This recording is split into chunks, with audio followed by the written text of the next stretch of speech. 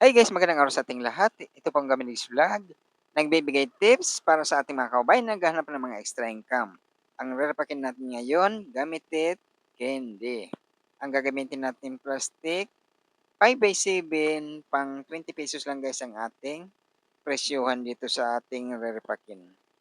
Guys, ang itong isang bag natin rarapakin, gagawa tayo ng 10 pirasong pang 20 pesos, yung iba ay gagawin nating pang ₱5. Pero sa ibang video ang pang ₱5 natin guys, na ating repack. Ito ang ating repack ngayon pang ₱20 lang at 10 piraso ang ating, gagawin.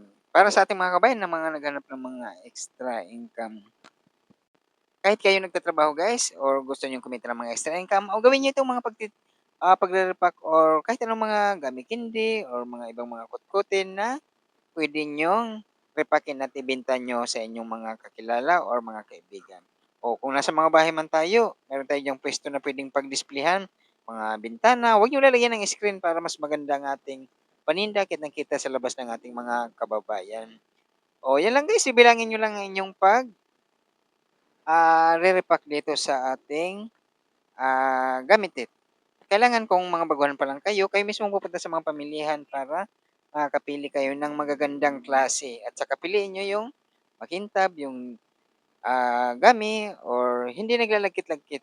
Kailangan yun ang pagpili nitong mga kahit anong mga kutkutin na inyong gustong, itinda or pagkakitaan.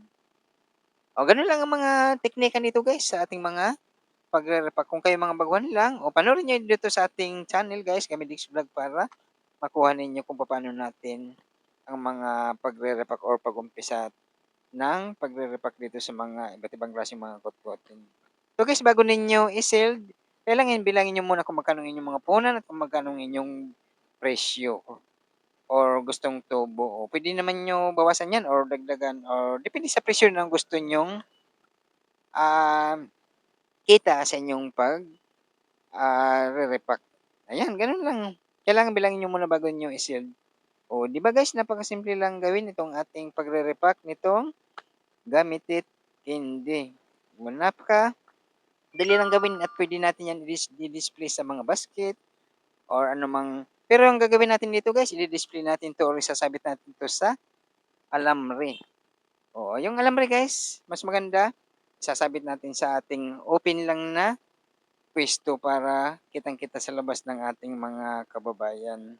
O dito makikita niyo guys ang ating pagsasabitan, yung alambre para, maganda tingnan ito 'pag nakalagay na sa ating puwesto sa labas. O 'di ba napakasimple lang gawin ang pagre-repack nito, kailangan may seller lang kayo, konting puhunan para pag-umpisahan dito sa mga kotkotin. O gano'n lang guys ang inyong gagawin para yan, diyan natin isasabit guys yan. So, alambre lang yan ng, depende sa inyo kung gaano kahaba ang alambre ninyong pagsasabitan dito sa ating ginagawang or nire-repack. Yan pang ₱20 yan guys. O depende sa inyo kung ilang piraso ang inyong gagawin. Ang sa akin lang 10 piraso para, yung iba ginagawa nating pang ₱5. O napakadali lang gawin guys yung mga ganitong mga pagre-repack.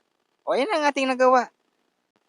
Ganito lang guys ang proseso or ating susundan sa ating pagre-repack para tayo ay kumita. O gano'n puwede niyong sundan ang ating mga ginagawa dito sa ating, pagre-repack ng iba't ibang, mga kutkutin, pang ₱5 or pang ₱20.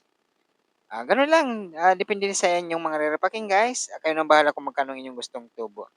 Guys, nagpapasalamat tayo sa lahat ng mga subscribers at lahat ng mga viewers ng Gaminis Vlog. Thank you guys. Kung magustuhan niyo mga ganitong klaseng video, please like, share, and subscribe at gawin niyo rin para lahat tayo ay kumita. Abangan niyo ang pang ₱5 na ating repack. Thank you guys. Bye.